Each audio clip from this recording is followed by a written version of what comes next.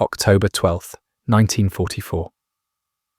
Somewhere above the industrial heart of Nazi Germany, Lieutenant Colonel James Harrison adjusted his oxygen mask as his B-17 Flying Fortress approached the target through a wall of flak that turned the morning sky into a deadly constellation of black smoke bursts.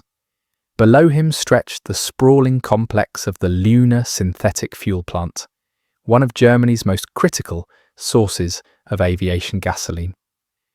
What Harrison couldn't know, as he lined up his bombing run, was that he was participating in the most decisive strategic campaign of World War II, a systematic strangulation of German military power that would prove more effective than any battlefield victory. The mathematics of destruction were already written in the fuel gauges of German tanks, the empty hangars of Luftwaffe airfields, and the increasingly desperate reports flowing into Hitler's bunker. 6 months earlier, German panzer divisions had rolled across Europe with seemingly unlimited mobility. Luftwaffe squadrons dominated contested airspace, with veteran pilots flying state-of-the-art fighters. The Wehrmacht's logistical network stretched from the Atlantic Wall to the gates of Moscow, supplied by a complex system of refineries, synthetic fuel plants, and captured oil fields. But by the autumn of 1944, something had fundamentally changed. German tanks sat immobilized for lack of fuel. Fighter planes remained grounded, while Allied bombers flew overhead unopposed. Entire army groups modified their operational plans, not based on tactical considerations, but on the simple question of whether they had enough gasoline to reach their objectives. This transformation didn't happen by accident. It was the result of a calculated American strategy that recognized a fundamental truth about modern warfare. In the age of mechanized combat, fuel wasn't just another supply item. It was the lifeblood of military power itself. Control the fuel supply, and you control the war. The United States had embarked on the most comprehensive fuel warfare campaign in military history, deploying not just bombers and pipelines, but an entire industrial ecosystem designed to simultaneously feed Allied operations while starving German forces into submission. The story begins with a paradox that would have seemed impossible to military planners of previous generations. Nazi Germany, despite conquering much of Europe and possessing some of the world's most advanced military technology, was fighting a war it could never sustain.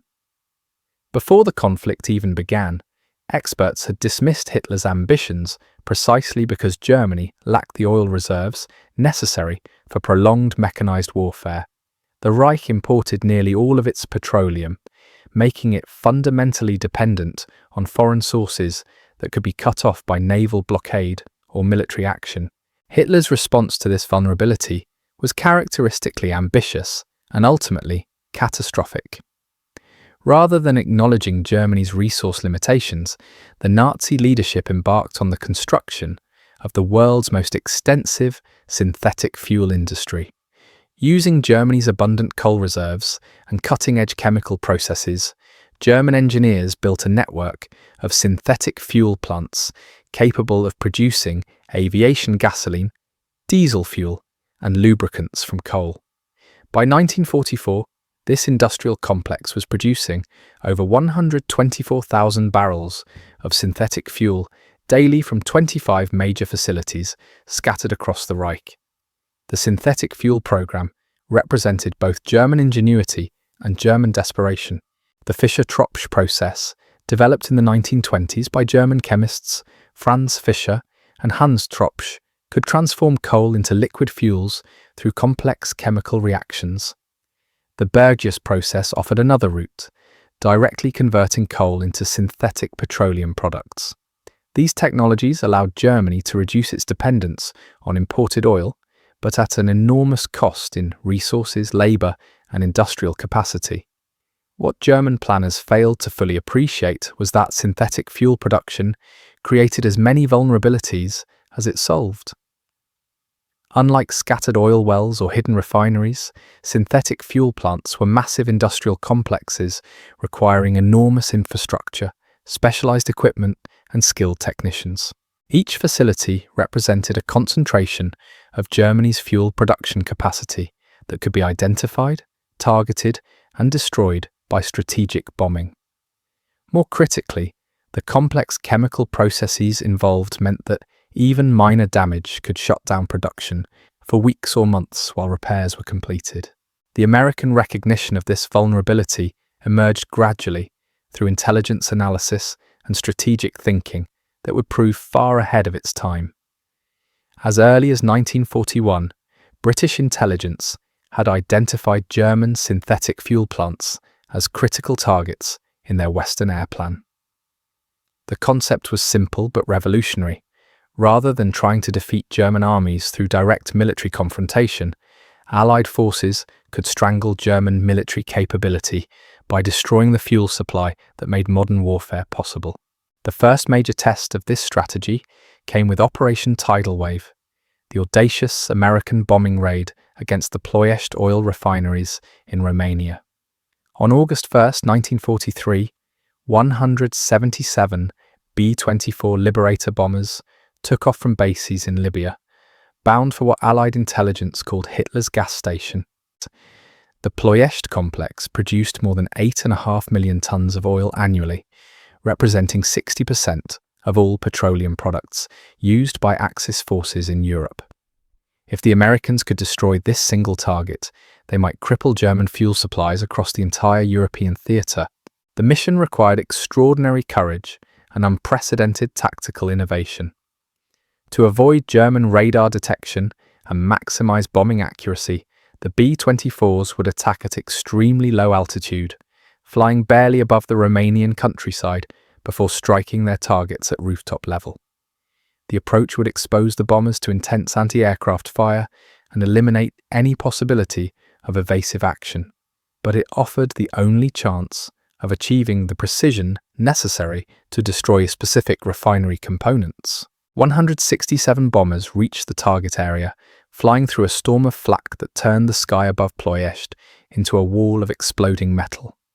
The German and Romanian defenders had transformed the oil complex into one of the most heavily fortified industrial targets in Europe, with anti-aircraft guns positioned throughout the refinery and fighter squadrons on constant alert.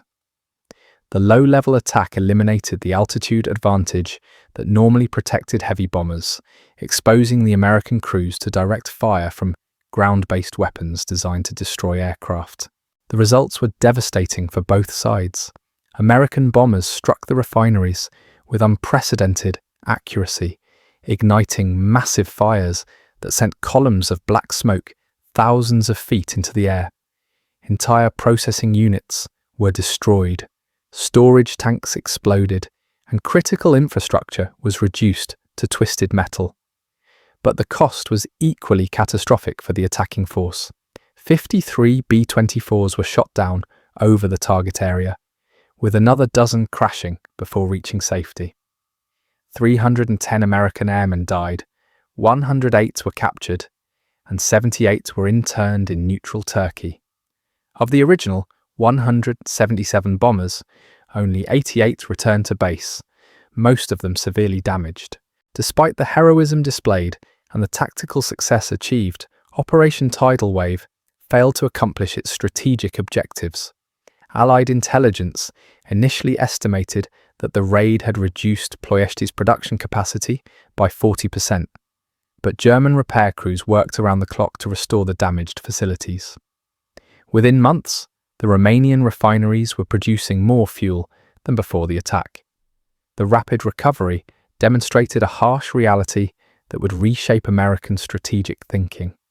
Single massive raids, no matter how well executed, could not achieve lasting damage against well-defended industrial targets with robust repair capabilities. The lesson of Ploiești was clear. Strangling German fuel supplies would require sustained pressure rather than dramatic one-time strikes. American strategic planners began developing a comprehensive campaign that would systematically target every aspect of German fuel production and distribution. Rather than attempting to destroy individual facilities with single raids, the new approach would subject German fuel infrastructure to continuous bombardment. that would prevent effective repairs and gradually degrade overall production capacity. This evolution in strategic thinking coincided with dramatic improvements in American bombing capability and tactical doctrine. By 1944, the United States Army Air Forces had developed the capabilities necessary to conduct sustained strategic bombing campaigns. Organizational structure and technical precision bombing techniques had improved significantly, allowing bombers to strike specific industrial targets with greater accuracy. Long-range fighter escorts eliminated the devastating losses that had characterized earlier raids, enabling bomber formations to penetrate deep into German-controlled territory with acceptable casualty rates. The transformation of American strategic bombing from opportunistic raids to systematic warfare represented a fundamental shift in how the United States approached the defeat of Nazi Germany. General Karl Spaatz, commanding the US strategic air forces in Europe, understood that the war could be won through the systematic destruction of German industrial capacity rather than through costly ground campaigns. The fuel industry offered the perfect target for this new approach. Unlike aircraft factories or weapons plants that could be dispersed or moved underground, fuel production facilities were large, complex, and impossible to hide. The comprehensive nature of the American fuel strangulation campaign extended far beyond strategic bombing to encompass every aspect of petroleum logistics and distribution. While B-17 and B-24 struck synthetic fuel plants across Germany, Allied forces simultaneously worked to deny German access to natural oil sources in occupied territories. The capture of Romanian oil fields by Soviet forces would eliminate Germany's largest source of imported petroleum, forcing the Reich to rely entirely on increasingly vulnerable synthetic production. But perhaps the most remarkable aspect of America's fuel warfare strategy was how it simultaneously strangled German capabilities while exponentially expanding Allied logistical advantages. The same industrial capacity that enabled sustained bombing campaigns against German fuel infrastructure also created the most extensive petroleum distribution network in military history. American oil production, already accounting for 60% of global output, was mobilized for total war in ways that German planners had never imagined possible. The scale of American fuel logistics defied comprehension even by Allied standards. During World War II, the United States exported more tons of petroleum products than all other war materials combined. This massive logistical effort required the coordination of oil production, refining, transportation, and distribution across thousands of miles of ocean and hostile territory. The success of this effort would provide Allied forces with virtually unlimited mobility, while German units became increasingly immobilized by fuel shortages. The foundation of America's fuel dominance lay not just in abundant domestic oil reserves, but in an industrial mobilization that transformed the entire nation into a petroleum supply machine. In Texas alone, the East Texas oil field was producing more crude oil daily than Germany's entire synthetic fuel industry could manufacture in a week. But raw petroleum meant nothing without the infrastructure to move it where Allied forces needed it most. The challenge facing American planners was staggering in scope. How do you transport millions of gallons of fuel across an ocean patrolled by German U-boats, then distribute it to advancing armies thousands of miles from the nearest refinery? The answer came in the form of the most ambitious pipeline project in human history. Construction began in 1943 on what would become known as the Big Inch, a 24-inch diameter pipeline stretching 1,254 miles from the oil fields of East Texas to refineries in New Jersey. Running parallel to this massive conduit was its smaller companion, the Little Inch, a 20-inch pipeline designed to carry refined petroleum products from Gulf Coast refineries to distribution centers in the industrial Northeast. Together, these pipelines could transport more fuel in a single day than the entire German synthetic fuel industry produced in a month. The engineering challenges were unprecedented. The pipeline had to cross 10 states, navigate mountain ranges, span major rivers, and maintain structural integrity under pressures that could rupture conventional piping systems. Construction crews worked around the clock, laying pipe through terrain that ranged from Texas swampland to Pennsylvania mountains. Specialized pumping stations had to be built every few hundred miles to maintain flow pressure across the enormous distance. Quality control inspectors tested every weld, every joint, every valve that could potentially fail and interrupt the flow of fuel to Allied forces. By 1944, the Big Inch system was delivering 40% of all petroleum reaching the American East Coast, fundamentally altering the strategic balance of fuel supply. Before the pipeline's completion, German U-boat attacks on tanker convoys had threatened to strangle American fuel distribution along the eastern seaboard. Submarine warfare had sunk dozens of tankers carrying petroleum products from Texas refineries to northeastern ports, creating fuel shortages that rippled throughout the American war economy. The pipeline eliminated this vulnerability completely, creating a secure inland route that no German submarine could threaten. But moving fuel across America was only the first phase of a logistical challenge that would ultimately span 2 oceans and 4 continents. Once petroleum products reached East Coast ports, they had to be loaded onto tankers capable of surviving the Atlantic crossing under wartime conditions. American shipyards responded by producing tankers at a rate that defied German intelligence estimates. Liberty ship construction techniques were adapted for petroleum transport, creating vessels that could be built in weeks rather than months. These tankers, many of them built specifically for fuel transport, formed massive convoys that delivered American petroleum products to Allied forces in Europe, North Africa, and the Pacific. The scale of this maritime fuel supply operation was staggering. By 1944, American tanker convoys were delivering more fuel to European ports in a single month than Germany could produce from all sources combined. Each convoy represented not just millions of gallons of gasoline, diesel, and aviation fuel, but the industrial might of a nation that had transformed its entire economy for total war. German naval commanders watched helplessly as their submarine fleet, increasingly starved of fuel for training and operations, proved incapable of interdicting this massive flow of American petroleum across the Atlantic. The arrival of American fuel in European ports created another logistical challenge that would showcase American organizational superiority in ways that German planners had never anticipated. Millions of gallons of fuel meant nothing if they couldn't be distributed to advancing Allied armies hundreds of miles inland from coastal supply depots. The solution emerged from American military logistics doctrine that emphasized mobility, redundancy, and overwhelming material superiority over tactical elegance. The Red Ball Express represented the culmination of American logistical thinking applied to fuel warfare on an unprecedented scale.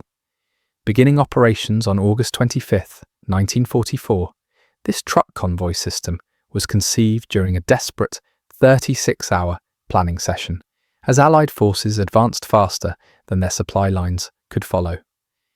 American armies were consuming 800,000 gallons of gasoline daily, quantities that exceeded the fuel production of entire European nations.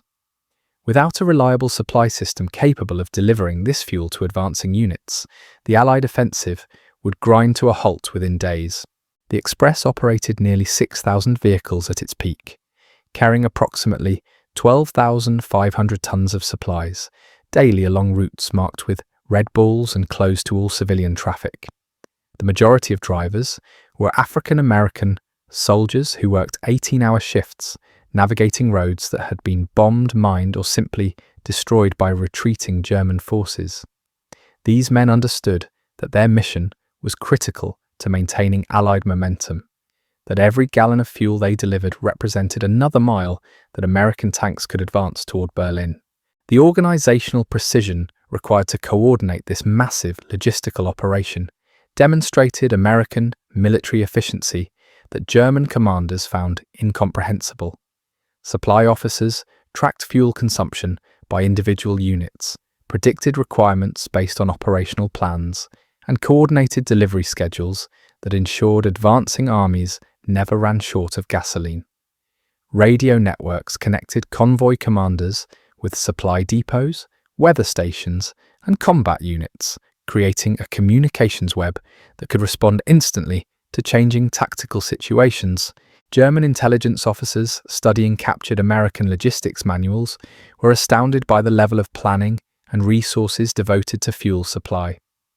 While German units were modifying their operational objectives based on available fuel supplies, American commanders were planning operations based on tactical objectives, confident that their logistics system could deliver whatever fuel was required. This fundamental difference in approach reflected the broader strategic reality that would ultimately determine the war's outcome. Germany was fighting a war constrained by resources, while America was fighting a war enabled by unlimited industrial capacity. The contrast became even more stark when German commanders attempted to understand how American forces maintained such consistent fuel supplies across such enormous distances. Captured German documents revealed that Wehrmacht logisticians calculated American fuel consumption rates that should have been impossible to sustain given the distances involved and the challenges of cross-ocean supply. Their calculations were correct, but their assumptions about American industrial capacity were catastrophically wrong. What German planners failed to grasp was that American fuel logistics represented only a fraction of total American industrial output. The United States was simultaneously supplying petroleum products to British forces, Soviet armies, Free French units, and resistance movements across occupied Europe, while maintaining full fuel supplies for American forces in both European and Pacific theaters. This level of resource abundance was so far beyond German experience that their intelligence services initially dismissed reports as Allied propaganda designed to demoralize German forces. The psychological impact on German military leadership became increasingly apparent as the fuel crisis deepened throughout 1944 and early 1945. Field commanders, who had spent their entire careers planning operations based on tactical considerations, suddenly found themselves forced to make strategic decisions based purely on fuel availability. Panzer divisions that had once spearheaded German offensives were reassigned to defensive positions simply because they lacked the gasoline necessary for mobile operations. The transformation was visible at every level of German military organization. Luftwaffe pilot training programs that had once produced the world's most skilled fighter pilots were reduced to minimal instruction because flight training consumed too much aviation fuel. Artillery units rationed ammunition, not because of shell shortages, but because the trucks needed to transport ammunition to forward positions lacked the fuel for multiple supply runs. Even elite Waffen-SS divisions found their operational effectiveness limited by fuel constraints that their commanders were powerless to overcome. This systematic strangulation of German military capability through fuel denial represented a form of warfare that transcended traditional concepts of victory and defeat. American forces weren't just winning battles, they were eliminating Germany's capacity to fight battles at all. Each synthetic fuel plant destroyed by Allied bombers represented not just reduced German fuel production, but reduced German military options across every theatre of operation. Every gallon of American gasoline delivered to Allied forces represented another mile of territory that could be liberated, another German position that could be outflanked, another strategic objective that could be achieved through superior mobility rather than costly frontal assault. The magnitude of this fuel strangulation became brutally apparent during Germany's final major offensive operation of the war. On December 16, 1944, Hitler launched Operation Watch on the Rhine, better known as the Battle of the Bulge, with the desperate hope of splitting Allied forces and recapturing the vital port of Antwerp. What the German High Command couldn't publicly acknowledge was that this offensive represented not military optimism, but logistical desperation. Field Marshal Gerd von Rundstedt's panzer formations began the operation with fuel supplies sufficient for only 6 days of combat operations, a constraint that would doom the offensive before it truly began. The fuel mathematics of the Bulge offensive revealed the complete transformation of German military capability since the early years of the war. 1,500 German tanks committed to the counteroffensive carried enough gasoline to advance perhaps 60 miles under ideal conditions, but the Belgian Ardennes offered anything but ideal terrain. Dense forests, narrow roads, and winter weather conditions increased fuel consumption dramatically, while limiting the speed of advance that might have compensated for limited supplies. General Joseph Dietrich's SS Panzer units discovered the reality of fuel warfare within 48 hours of beginning their attack. After battering against American positions at Elsenborn Ridge for 2 days, Dietrich's tanks had consumed their entire fuel allocation without achieving any significant breakthrough. Radio intercepts captured by Allied intelligence revealed increasingly desperate German requests for emergency fuel deliveries that never materialized. The 2nd SS Panzer Division ground to a complete halt after crossing the Otter River, its tanks immobilized not by American resistance, but by empty fuel tanks. Colonel Joachim Peiper's 1st SS Panzer Regiment experienced the most dramatic illustration of how fuel shortages could transform tactical success into strategic disaster. Peiper's battle group had achieved the deepest penetration of American lines, advancing nearly 25 miles in 3 days through a combination of aggressive tactics and sheer audacity. His tanks had overrun several American positions, captured hundreds of prisoners, and seemed positioned to reach the Meuse River as planned. But as Peiper's spearhead approached the Belgian town of Stavelot, they encountered something no amount of tactical skill could overcome. American combat engineers had prepared a fuel depot in Stavelot, containing thousands of gallons of gasoline intended for Allied operations. Rather than allow this fuel to fall into German hands, the engineers made a decision that epitomized the fundamental difference between American and German logistics capabilities. They destroyed the entire depot, setting fire to fuel supplies that represented more gasoline than many German units had seen in months. The resulting conflagration created a wall of flames stretching 7 miles along the road, making it impossible for Peiper's tanks to advance further. The destruction at Stavelot represented more than tactical expediency. It demonstrated the psychological impact of fuel abundance on American military thinking. German commanders hoarded every gallon of gasoline, carefully rationing fuel supplies and modifying operational plans to minimize consumption. American engineers destroyed thousands of gallons without hesitation because they knew replacement supplies were already en route from depots that seemed inexhaustible. This fundamental difference in resource mentality shaped every aspect of how the two sides approached warfare. Peiper himself later described the moment when he realized his offensive had failed not through enemy action, but through fuel exhaustion. Standing beside his immobilized Tiger II tank, watching the flames consume fuel his forces desperately needed, the SS colonel understood that Germany was fighting a war it could never win. The Americans could afford to burn gasoline as a defensive weapon, while German tanks sat motionless for lack of a few gallons to continue their advance. The broader implications of the Bulge offensive's fuel constraints revealed themselves throughout the German command structure. General Hasso von Manteuffel's 5th Panzer Army reported critical fuel shortages as early as December 19th, just 3 days into the offensive. Tank commanders were ordered to conserve fuel by avoiding unnecessary movement, effectively transforming mobile warfare units into static defensive positions. Artillery support was limited because towing guns to new positions consumed precious gasoline that couldn't be replaced. Even more revealing were the German attempts to capture American fuel supplies during the offensive. Wehrmacht intelligence had identified Allied fuel depots throughout the Ardennes region and specifically tasked combat units with seizing these installations intact. German planning documents captured after the war showed detailed maps marking American fuel storage locations, with explicit orders that these sites were to be secured before any other tactical objectives. The fact that fuel capture had become a primary military objective demonstrated how completely the strategic balance had shifted.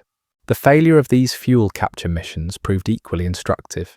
American forces had anticipated German attempts to seize fuel supplies and had prepared comprehensive destruction procedures for every major depot in the region. Combat engineers carried sufficient demolitions to destroy fuel stocks within minutes of receiving withdrawal orders. Security detachments were specifically trained in fuel depot destruction, ensuring that advancing German forces would find nothing but burning ruins where they expected to discover salvation for their fuel-starved units. The psychological warfare implications of fuel destruction extended beyond immediate tactical considerations. German soldiers, advancing through the Ardennes, passed the burned remains of fuel depots that represented more gasoline than their entire division had consumed in the previous month. The sight of deliberately destroyed American fuel supplies drove home the reality that their enemies possessed resources so abundant that waste had become a weapon. Morale reports from captured German personnel consistently mentioned the demoralizing effect of witnessing American fuel abundance contrasted with their own desperate shortages. By January 1945, the fuel crisis had transformed the German military from an aggressive offensive force into a defensive organization barely capable of maintaining existing positions. Wehrmacht units, across all theatres, were operating on fuel allocations that permitted only the most essential movement. Tank crews received orders to shut down engines except during actual combat operations, conserving fuel by eliminating even routine maintenance activities that required running engines. The Luftwaffe's situation had become even more desperate. German fighter squadrons possessed aircraft superior to many Allied designs, but lacked the aviation fuel necessary for regular combat operations. Pilot training programs that had once produced skilled aviators capable of challenging Allied air superiority were reduced to minimal instruction using gliders and obsolete aircraft. New Luftwaffe pilots were entering combat with fewer than 50 hours of flight experience, compared to Allied pilots who routinely completed over 400 hours of training before deployment. This collapse of German pilot training created a cascading effect that accelerated Allied air superiority beyond anything achievable through combat losses alone. Inexperienced German pilots were shot down at rates approaching 90% during their first 10 combat missions, effectively eliminating the Luftwaffe's capacity to replace losses through normal recruitment and training. The few veteran German pilots still operational found themselves overwhelmed by the sheer number of Allied aircraft, unable to provide effective training for replacements even when fuel was available for instruction flights. German aircraft production statistics from late 1944 revealed the complete irony of the fuel strangulation campaign. German factories were producing fighter aircraft at higher rates than ever before, with monthly output reaching levels that should have provided overwhelming numerical superiority over Allied air forces. Messerschmitt 262 jet fighters were rolling off assembly lines in quantities that represented revolutionary advances in aviation technology. But these aircraft remained grounded in factory airfields because the Luftwaffe lacked sufficient fuel to ferry them to operational squadrons, much less conduct the flight testing necessary to make them combat effective. The situation with German tank production followed similar patterns. Panzer factories continued producing Tiger and Panther tanks whose technical specifications exceeded most Allied armour designs. These vehicles incorporated engineering innovations that represented the pinnacle of German military technology, featuring armor protection and main gun performance that could dominate any battlefield encounter. Yet entire production runs of new tanks were delivered to Wehrmacht units that immediately placed them in static defensive positions because fuel shortages eliminated any possibility of mobile operations. German military effectiveness had been reduced to a fraction of its theoretical capability by the simple expedient of fuel denial. Combat units possessed weapons, equipment, and personnel that should have enabled continued resistance, but fuel constraints had eliminated their capacity to employ these assets effectively. The Wehrmacht had become a static army in an age of mobile warfare, forced to fight defensive battles while their enemies maintained complete mobility advantage. The contrast with Allied fuel abundance became even more pronounced as American and British forces accelerated their advance toward Germany itself. Allied tank columns consumed fuel at rates that exceeded total German production, yet never experienced the supply interruptions that routinely paralyzed German operations. American armored divisions received fuel deliveries on schedules so reliable that commanders planned operations weeks in advance without concern for petroleum availability. British forces experienced similar fuel abundance through American petroleum supplies delivered via Atlantic convoys that had become virtually immune to German submarine interference. The U-boat fleet that had once threatened Allied shipping lanes was increasingly confined to port by fuel shortages that eliminated training cruises and reduced operational patrols to minimal duration missions. German submarine commanders reported that fuel constraints had reduced their effectiveness more than any Allied anti-submarine warfare measures. The strategic implications extended beyond immediate military operations to encompass the entire German war economy. Industrial production required fuel for transportation of raw materials, operation of manufacturing equipment, and distribution of finished products. As Allied bombing of synthetic fuel plants intensified throughout 1944, German industrial output began declining, not because of direct damage to factories, but because the fuel necessary to operate those factories was no longer available. Albert Speer's Armaments Ministry documented this industrial paralysis in reports that revealed the comprehensive nature of fuel strangulation. Steel production declined because coal couldn't be transported to blast furnaces. Aircraft assembly lines slowed because components manufactured in dispersed facilities couldn't be delivered to final assembly plants. Even ammunition production suffered because the chemical processes required for explosives manufacturing demanded fuel inputs that were increasingly unavailable. The German synthetic fuel industry, despite representing one of the most advanced chemical engineering achievements in history, proved incapable of sustaining the fuel demands of total war. By February 1945, German aviation fuel production had collapsed to just 1,000 tons monthly, representing half of 1% of production levels achieved during early 1944.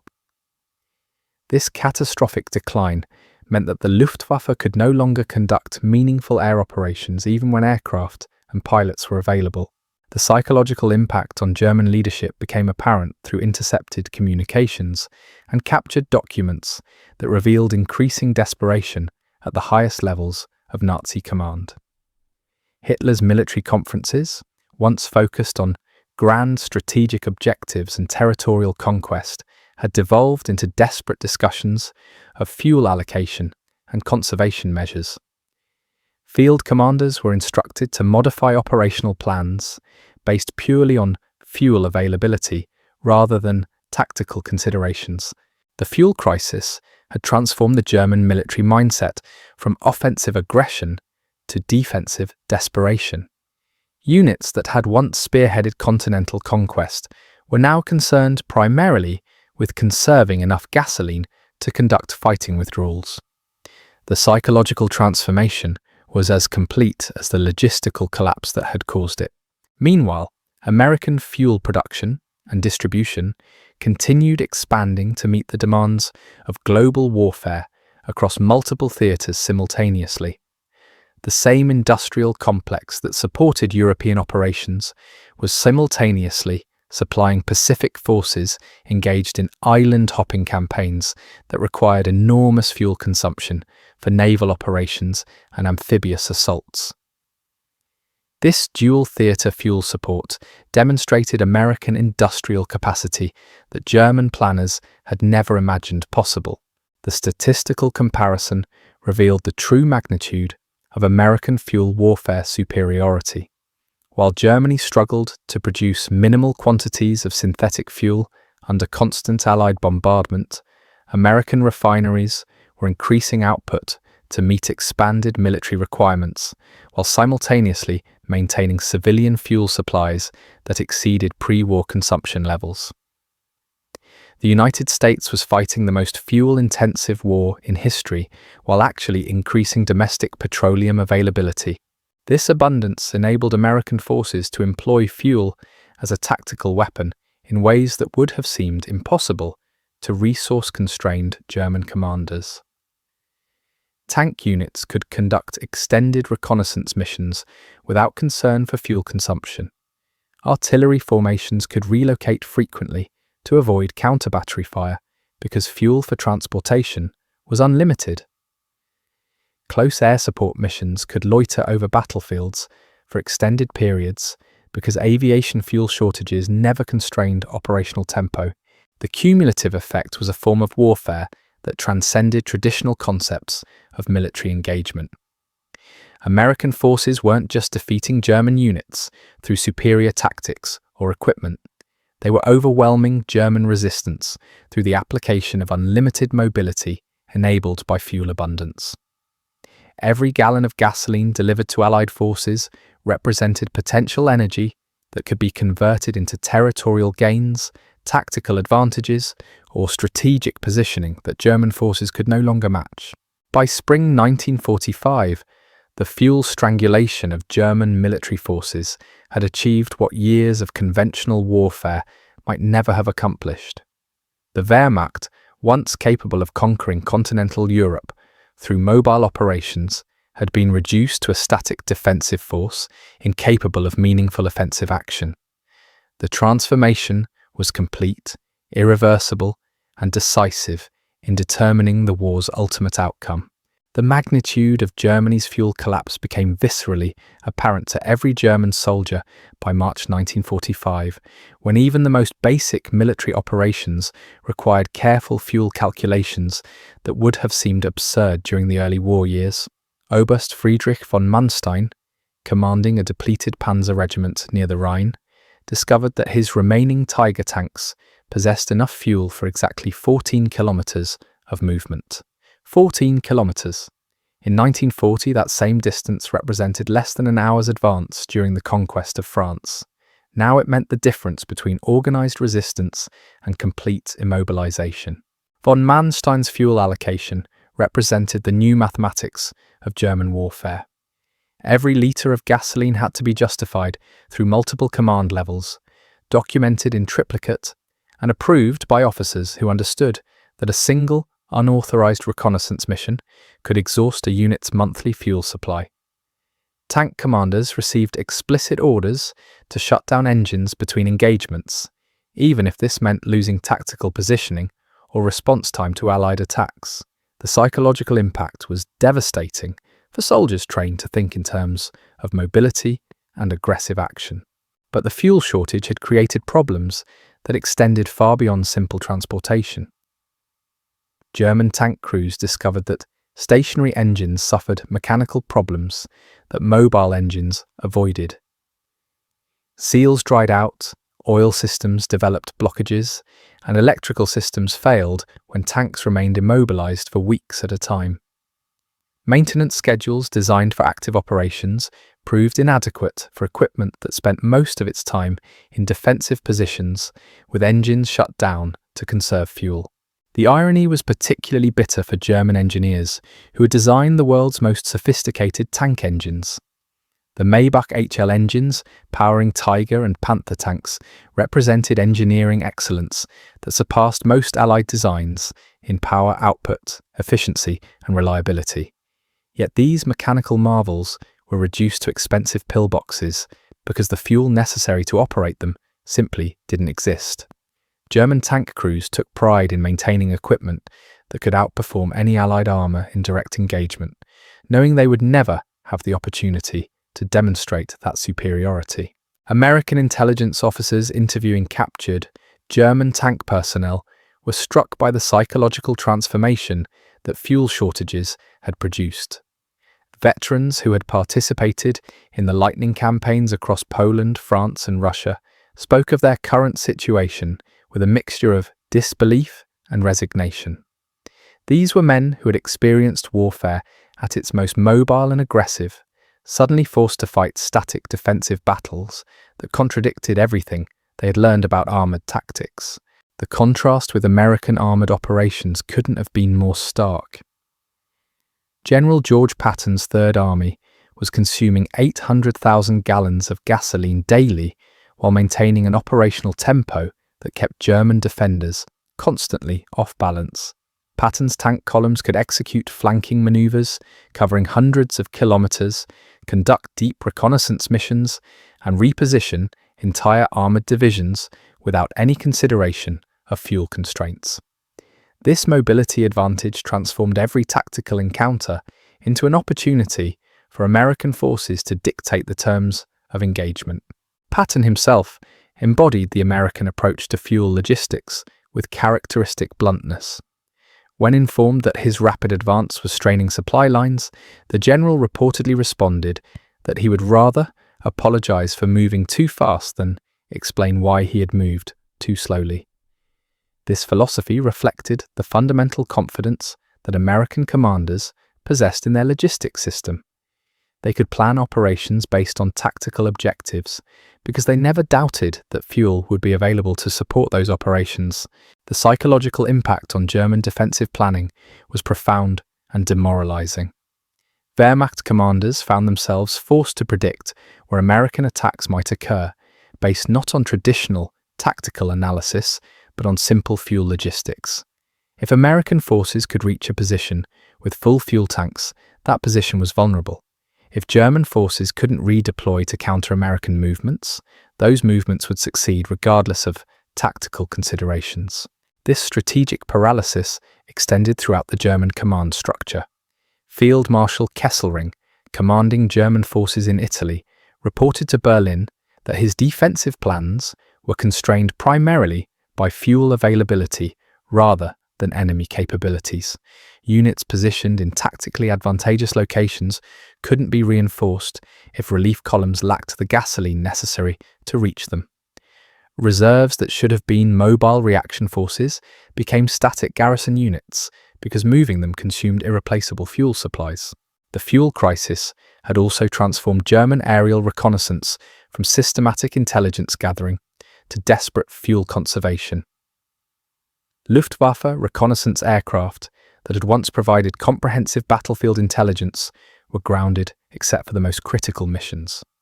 German commanders were literally fighting blind, lacking the aerial observation capability necessary to track Allied movements or coordinate defensive responses.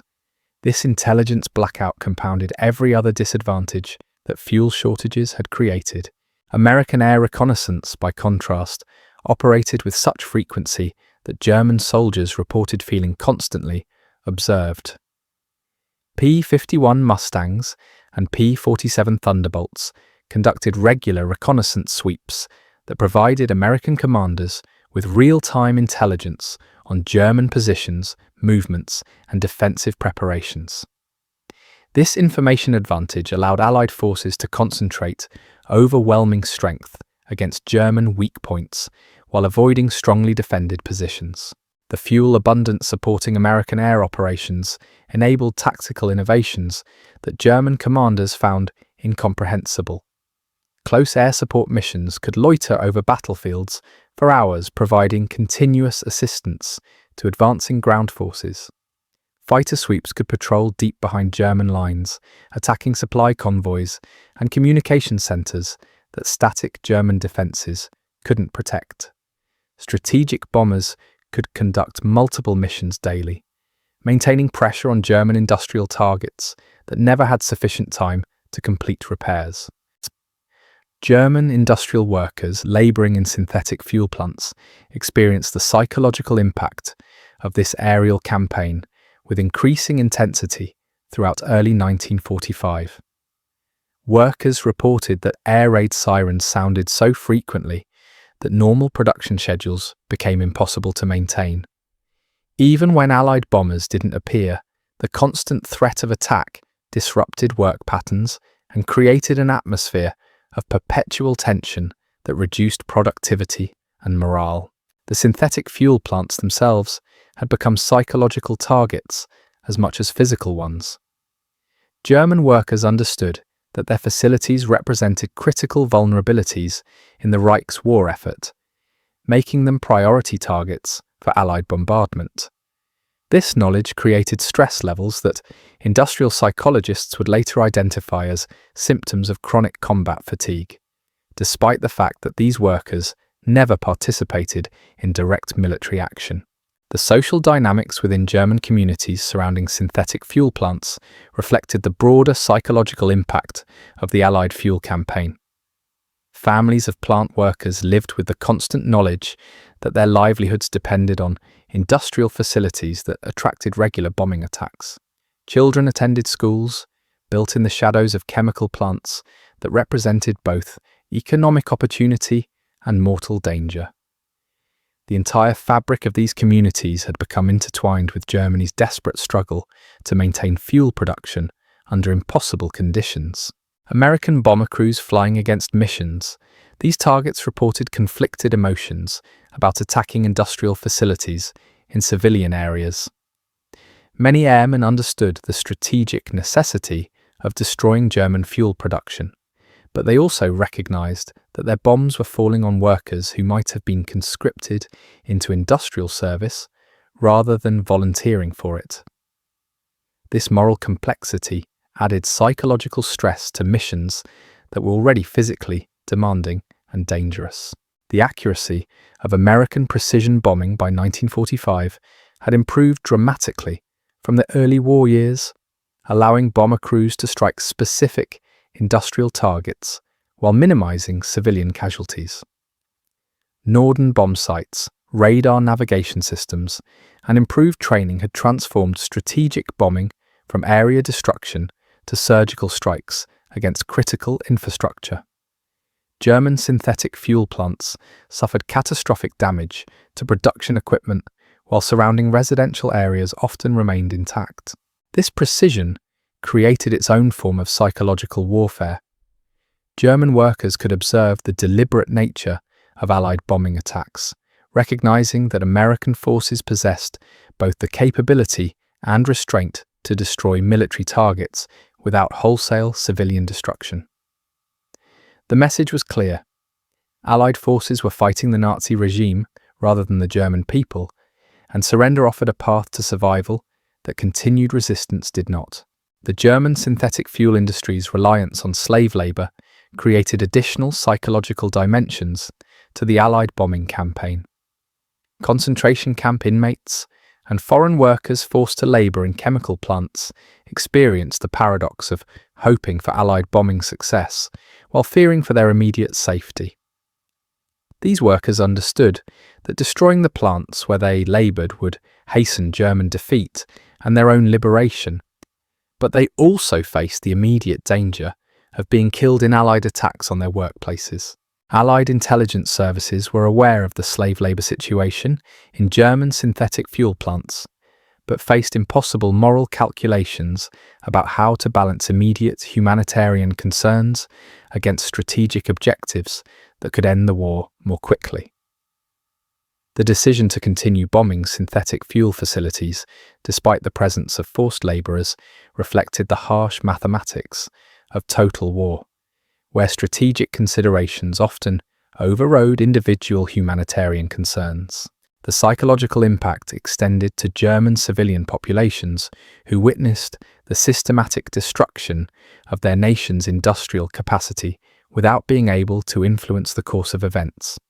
Ordinary Germans understood that fuel shortages were crippling their military's ability to resist Allied advances, but they possessed no power to change government policies or military strategies that had created this situation. This helplessness generated the psychological conditions that would eventually support German surrender. German propaganda efforts to crisis deepened. Nazi officials promised increasingly desperate as the fuel-maintained civilian morale became miracle weapons and secret fuel sources that would restore German military effectiveness. But these claims became less credible as evidence of fuel shortages became impossible to conceal. When civilian automobiles were prohibited from operating except for essential services, when public transportation systems reduced service due to fuel rationing, and when heating oil became unavailable for private homes, propaganda promises about hidden fuel reserves rang hollow. The contrast with liberated territories, where American fuel abundance was immediately apparent, created powerful psychological incentives for German surrender. German civilians in areas overrun by Allied forces observed American military units operating with fuel supplies that exceeded their pre-war civilian consumption. American trucks, tanks, and aircraft operated continuously without apparent concern for fuel conservation, demonstrating resource abundance that contradicted everything Nazi propaganda had claimed about American industrial weakness. This demonstration effect accelerated German psychological collapse as word spread through refugee networks and clandestine communications about conditions in Allied-occupied areas. Germans who had been told that American industrial capacity was inferior discovered that American forces possessed fuel supplies that exceeded German military allocations, even during the most successful early war years. The psychological impact of this revelation undermined Nazi ideology more effectively than any propaganda campaign could have achieved. The fuel strangulation campaign had created a psychological dynamic that extended beyond immediate military considerations to encompass German society's fundamental relationship with technology and modernity. Germany had prided itself on technological superiority and industrial efficiency, yet the nation found itself reduced to pre-mechanized warfare, while its enemies deployed technology with unlimited energy resources. This reversal challenged German cultural identity in ways that military defeats alone could never have accomplished. By April 1945, German fuel shortages had become so severe that Wehrmacht units were abandoning mechanized equipment and reverting to horse-drawn transportation for essential supplies. Panzer divisions that had once spearheaded continental conquest were using oxen to move ammunition because fuel for trucks was no longer available. This technological regression represented the complete psychological defeat of German military culture. Reducing elite mechanized units to logistical methods that hadn't been used since the First World War, the sight of German horse-drawn supply columns moving alongside abandoned Tiger tanks created powerful visual metaphors for the technological collapse that fuel strangulation had achieved. American soldiers advancing through Germany reported encountering sophisticated German military equipment that had been rendered useless by simple fuel exhaustion. Tanks with full ammunition, loads, and functional weapons systems sat immobilized beside roads because their fuel tanks were empty and no replacement gasoline was available. These encounters reinforced American soldiers' confidence in their industrial superiority while simultaneously generating sympathy for German soldiers who possessed excellent equipment but lacked the resources to use it effectively. The psychological impact worked both ways. American forces gained confidence from observing German technological regression, while German forces experienced demoralization from being unable to employ their weapons effectively. The fuel crisis had fundamentally altered the psychological dynamics of military engagement. German soldiers who had once approached combat with confidence in their equipment and training now faced battles knowing that their units lacked the mobility necessary for tactical flexibility. American forces approached the same engagements with the psychological advantage of knowing they could maneuver freely, concentrate overwhelming strength at decisive points, and withdraw or advance based purely on tactical considerations rather than fuel constraints. This psychological transformation extended to the highest levels of military command. German generals who had built their reputations on mobile warfare were forced to plan static defensive campaigns that contradicted their professional training and personal experience. American generals could plan offensive operations with the confidence that fuel supplies would support whatever tactical innovations they conceived. The mental burden of fuel constraints had become as debilitating as the physical limitations they imposed. The fuel strangulation campaign had achieved something that conventional military victory might never have accomplished: the complete psychological transformation of German military culture from aggressive confidence to defensive desperation. This psychological victory would prove as decisive as any battlefield triumph in determining the war's ultimate outcome. The final phase of Germany's fuel collapse revealed itself through countless small humiliations that accumulated into strategic catastrophe. In the forests near Nuremberg, Hauptmann Klaus Weber discovered his reconnaissance platoon reduced to sending out patrols on bicycles because their remaining vehicles lacked fuel for even short-range missions. Weber's men, veterans of campaigns across 3 continents, found themselves pedaling through German countryside like civilian messengers rather than military scouts. The psychological impact was devastating for soldiers who had once coordinated lightning advances with radio-equipped armoured cars. Weber's experience reflected a broader transformation occurring throughout German military units during the war's final months. Elite formations that had defined modern warfare through mechanized mobility were being forced to adopt tactics that belonged to an earlier century. The 12th SS Panzer Division, on uncoordinated advances capable of covering hundreds of kilometers in corps, was splitting into small infantry groups that moved on foot to avoid consuming their last few liters of gasoline. Tank crews became foot soldiers, abandoning the very weapons that had made them the most feared military force in Europe.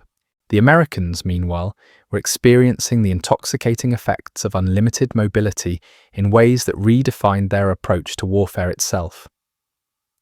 Colonel James Polk, commanding an armoured combat team near Frankfurt, reported consuming more fuel in a single day's operations than his entire regiment had used during a typical month of training before the war.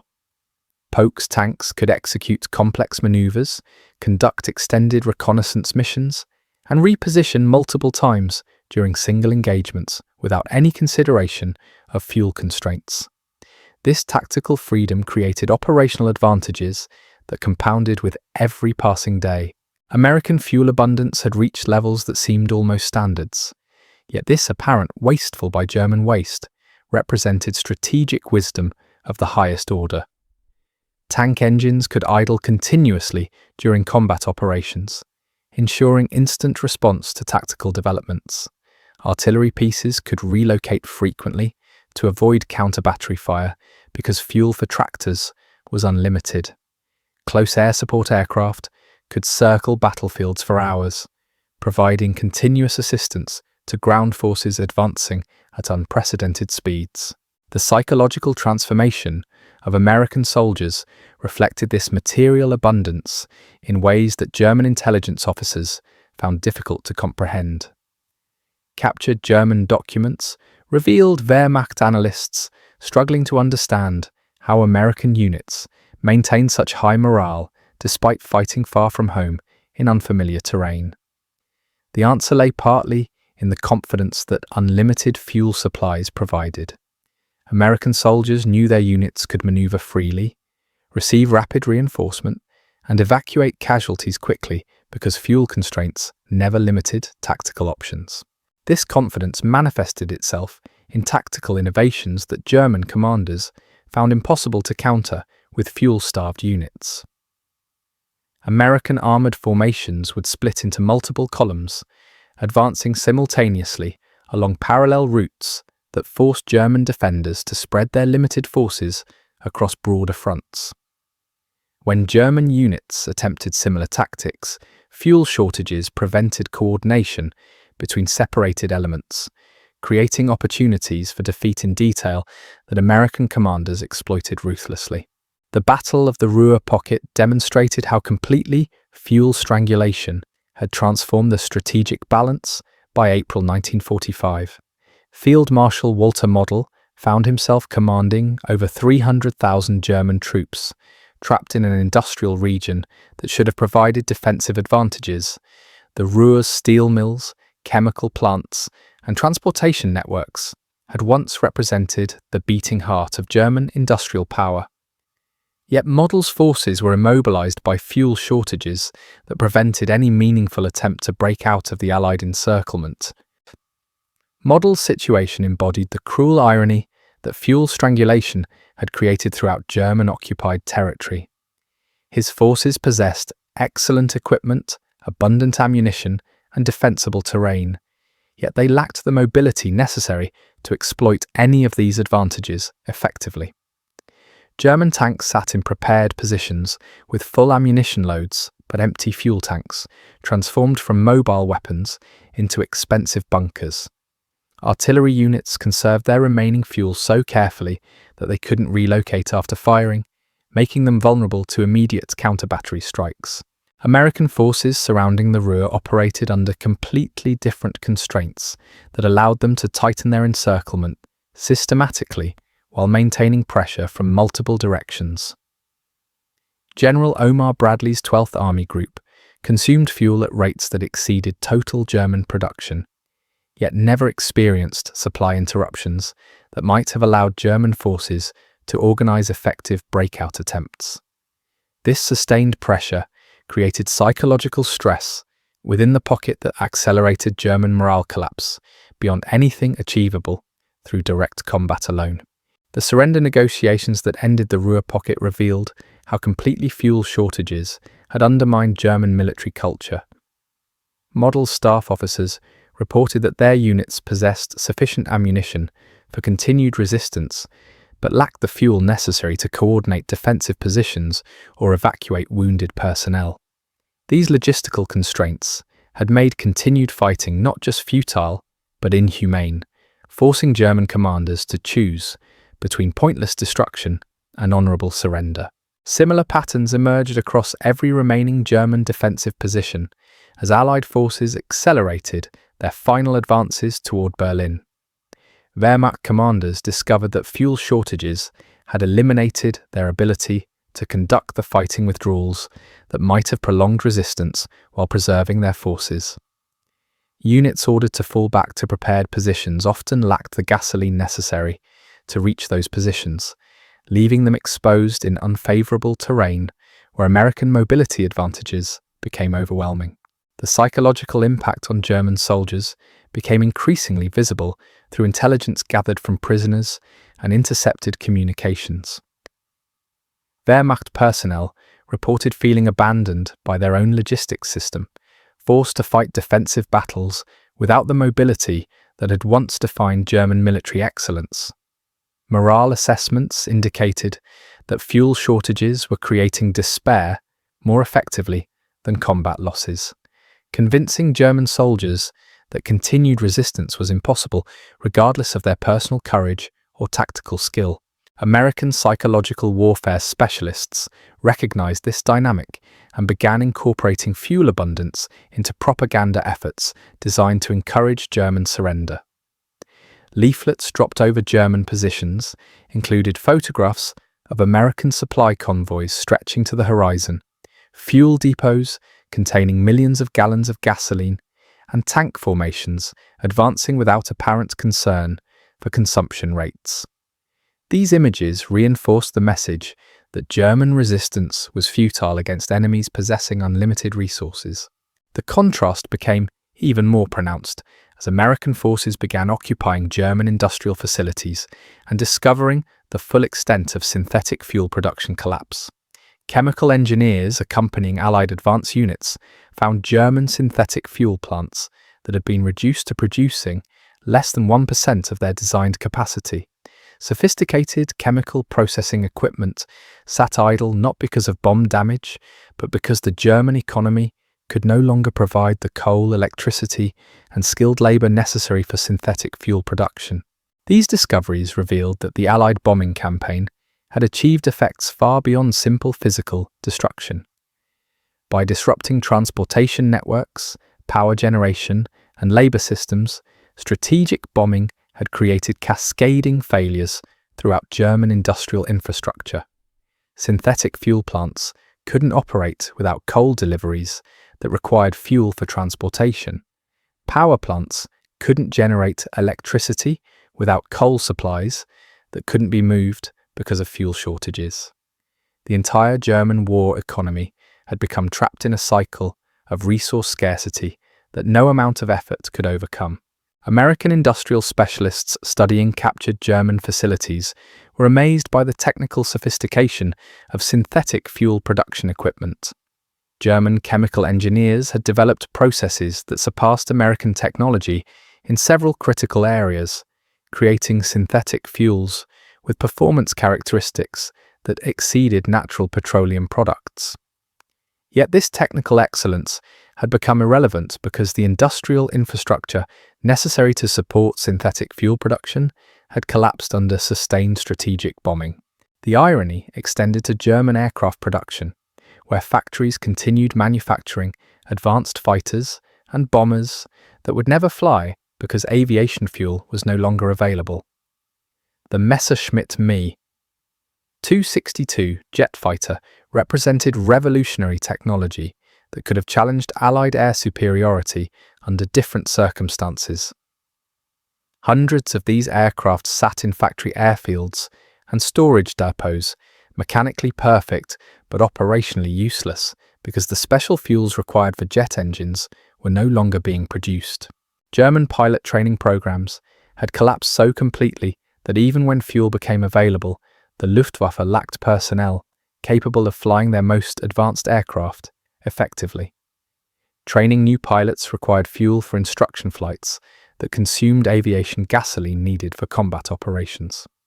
This impossible choice between current operations and future capability had forced the Luftwaffe to sacrifice its long-term effectiveness for short-term survival, creating a death spiral that no tactical brilliance could reverse.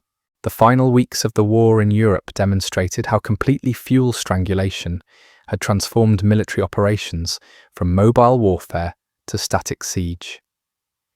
German units throughout the Reich found themselves defending fixed positions, not because of tactical doctrine, but because they lacked the fuel necessary for any other form of warfare.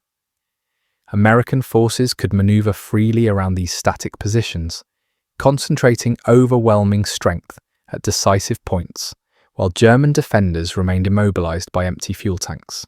The Battle for Berlin epitomized this transformation, with German forces reduced to fighting street by street through their own capital because fuel shortages prevented any coordinated defense or strategic withdrawal. Soviet and American forces converging on the city operated with fuel supplies that enabled tactical flexibility unimaginable to German defenders. Tank units could reposition rapidly to exploit breakthrough opportunities. Artillery could provide continuous support through frequent displacement, and close air support maintained constant pressure on defensive positions. Hitler's final military orders reflected the psychological impact that fuel shortages had created throughout German leadership. The Führer's commands increasingly focused on holding fixed positions at all costs, rather than conducting mobile operations that might have prolonged resistance. These orders reflected not strategic wisdom, but logistical reality. German units simply lacked the fuel necessary for mobile warfare, forcing them to fight the kind of static battles that favored their enemies' material advantages. The fuel crisis had created a strategic paralysis that extended beyond immediate military operations to encompass Germany's entire approach to warfare. Military commanders who had built their careers on rapid movement and tactical surprise found themselves forced to plan defensive campaigns that contradicted everything they understood about modern combat. The psychological transformation was as complete as the logistical collapse that had caused it, reducing the Wehrmacht from Europe's most feared military force to a collection of immobilized defensive units awaiting inevitable defeat. American commanders, advancing through the final stages of the European campaign, observed this transformation with a mixture of professional satisfaction and human sympathy. They had achieved victory through industrial superiority rather than battlefield heroics, strangling German resistance through resource abundance rather than tactical brilliance. The fuel strangulation campaign had proven that modern warfare could be won in factories and supply depots as decisively as on battlefields, creating a new paradigm for strategic thinking that would influence military planning for generations to come. The magnitude of American fuel logistics superiority had created battlefield conditions that made traditional military analysis almost irrelevant. When one side possessed unlimited mobility, while the other remained static, tactical skill became secondary to logistical capacity. American forces were fighting a war of movement against enemies forced to fight positional battles, creating asymmetric advantages that no amount of German technical sophistication could overcome. The psychological impact of this resource imbalance extended throughout both military hierarchies, affecting decision-making processes at every level of command. American officers planned operations based on tactical objectives, confident that fuel supplies would support whatever maneuvers they conceived. German commanders planned operations based on fuel availability, modifying tactical objectives to match logistical constraints rather than strategic requirements. This fundamental methodology reflected the broader transformation that difference in planning fuel warfare had created in military thinking itself. The side with abundant design to achieve decisive resources could pursue aggressive strategies results quickly. The side with limited resources was forced to adopt conservative strategies designed primarily to preserve remaining capabilities rather than achieve positive objectives. These contrasting approaches created strategic dynamics that made German defeat inevitable, regardless of individual battle outcomes. The fuel strangulation campaign had achieved what conventional military theorists had claimed was impossible: decisive strategic victory through logistics alone, without requiring the complete destruction of enemy military forces. German armies remained in the field until the war's final days, possessing equipment and personnel that should have enabled continued resistance. Yet fuel shortages had eliminated their capacity to employ these assets effectively, creating a form of strategic paralysis that proved as decisive as any battlefield triumph. The final collapse of German resistance revealed itself not through dramatic battlefield surrenders, but through thousands of small admissions of defeat scattered across a continent. In the Bavarian Alps, Oberst Heinrich Müller watched his mountain troops abandon their carefully prepared defensive positions, not because American forces had overrun them, but because the mules carrying their supplies had collapsed from exhaustion. There was no fuel for trucks to reach these remote positions, no gasoline for the motorcycles that might have maintained communication with higher command. Müller's elite Alpine soldiers, trained for the most demanding mountain warfare, found themselves isolated by the simple absence of petroleum products that civilian tourists had once taken for granted. The psychological transformation was visible in every Wehrmacht unit still maintaining organized resistance. Soldiers who had once moved with the confidence of technological superiority now displayed the hesitant movements of men fighting with inadequate tools.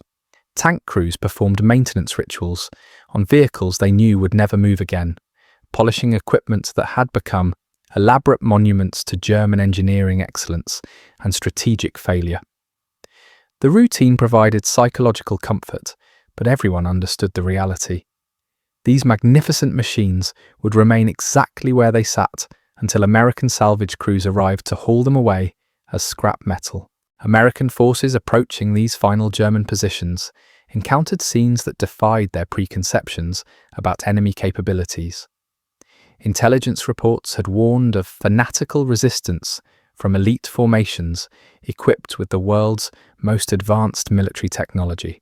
Instead, they discovered demoralized units possessing excellent equipment. They couldn't operate effectively. German positions bristled with sophisticated weapon systems that lacked the fuel necessary for tactical deployment. Anti-aircraft in single guns remained fixed positions because repositioning them consumed gasoline that no longer existed. The contrast with American operational capability had become so extreme that it created surreal battlefield conditions.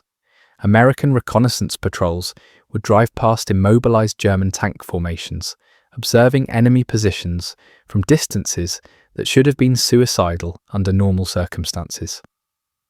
German crews could track these reconnaissance vehicles through their sophisticated optical systems, calculate perfect firing solutions, and watch helplessly as their targets moved beyond engagement range. They possessed the technical capability to destroy American forces, but lacked the fuel necessary to position their weapons for effective engagement. This tactical paralysis created psychological effects that extended far beyond immediate military considerations. German soldiers discovered that superior training and equipment meant nothing without the logistical support necessary to employ them effectively. The Wehrmacht's emphasis on technical excellence and tactical innovation had created military units that were psychologically dependent on technological superiority. When fuel shortages eliminated their technical advantages, German forces experienced morale collapse that was more devastating than battlefield defeats would have been. The fuel strangulation campaign had accomplished what no battlefield victory could have achieved alone. By the time German forces laid down their arms in May 1945, the Wehrmacht possessed thousands of tanks, aircraft, and artillery pieces that were mechanically perfect but operationally useless. American industrial might had strangled German military power not through superior tactics or braver soldiers, but through the overwhelming application of logistical abundance against resource scarcity. The Big Inch Pipeline, the Red Ball Express, and countless tanker convoys had delivered victory measured not in territory captured, but in gallons consumed. In the end, Germany's military collapse came not from the battlefield, but from empty fuel tanks that transformed the world's most feared army into immobilized spectators of their own defeat.